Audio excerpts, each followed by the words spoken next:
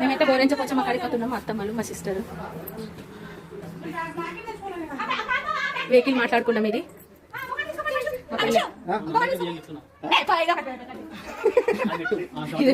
Famous అవుతుంది అత్తమ్మ. అందరము గోరెంచపోచమ్మ దగ్గరికి వెళ్తున్నాం. మా మమ్మీ మొక్కుంది, మొక్కు తెచ్చుకోవడానికి గోరెంచపోచమ్మ వెళ్తున్నాం. హ్యాపీ జర్నీ అందరికి. మా చేజమ్మ ఇక మా మర్దల్సీలు బ్యూటీ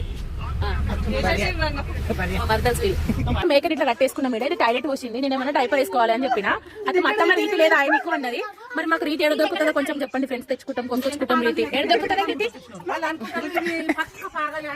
అవునా చెప్పండి ఫ్రెండ్స్. రీతి దొరుకుతుంది, తెచ్చుకుంటా పోయి. ఎంత కిలో ఉంటుంది మరి రీతి? 500 kg అంట. 500 కదా 2 kg తెచ్చుకుంటా రీతి నేను.